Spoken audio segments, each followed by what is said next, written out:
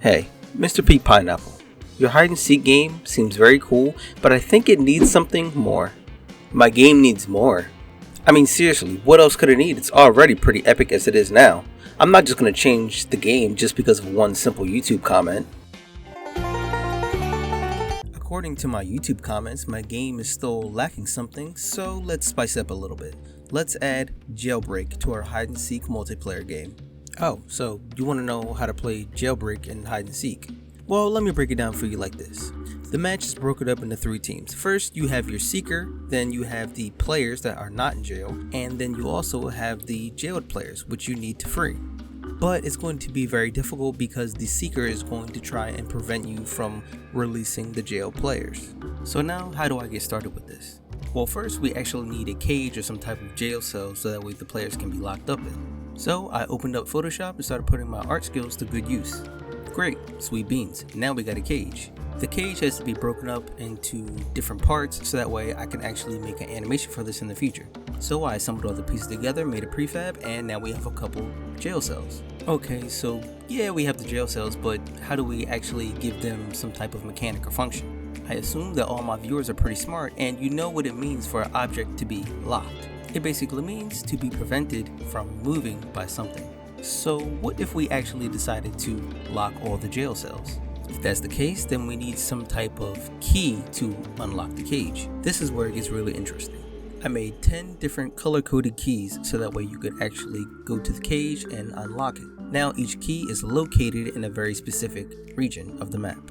So if you're a hider, you can actually pick up the key and a little particle effect goes off letting you know that you obtained the key. After that, it's pretty much easy. Go to the cage and unlock it. And this is exactly why I said it was necessary to break the cage up into different pieces. So that way we can add an animation to the cage once the player actually obtains the key and unlocks it. I even have this cool little particle effect that lets you know that the cage is bursted open, basically. Huh? Wait, what? Oh, I'm sorry, wait. Oh! You're saying everyone should go wishlist We Hidden on Steam? So yeah, if you could go wishlist that for me on Steam, that would help a ton. Anyway, back to the video. So what I've established so far is actually getting a key and unlocking the cage. But now we actually need the players to stay in place. By having random.range in our code, we can actually set it up so that way we have different jailed players each time we start a new match. So if the match has 10 max players, we have 1 seeker, 4 jailed players, and 5 other unjailed players. So multiplayer hasn't been added just yet, so that means we're still playing against the AI. So once again, we have to change the movement of the AI players. The AI is still using a nav mesh agent component, which makes the game pretty easy to work with. So if one of the AI players is actually locked up in jail, it basically can't move and stays put. If I'm being honest, they're almost like the damsel in distress and need to be saved by their knight in shining armor. So don't keep them waiting. No one wants to be a loser, so I'm pretty sure you're all asking yourselves, well, how do you win the match? Well, if you're trying to be an absolute boss bitch, there is a way to absolutely conquer.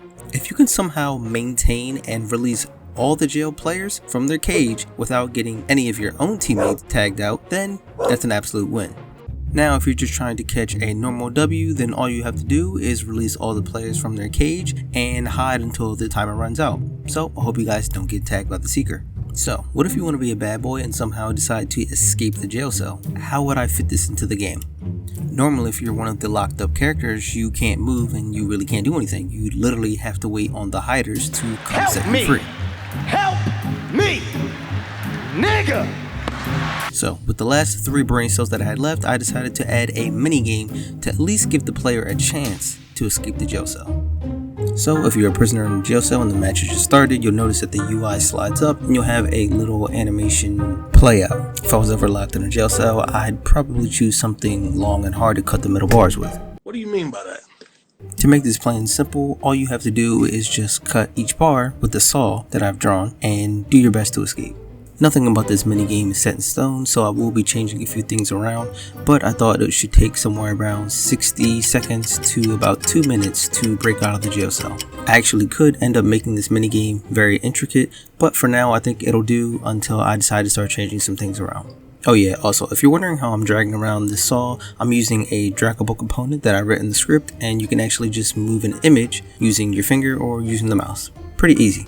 Okay, so now let's move on to some cute and adorable things.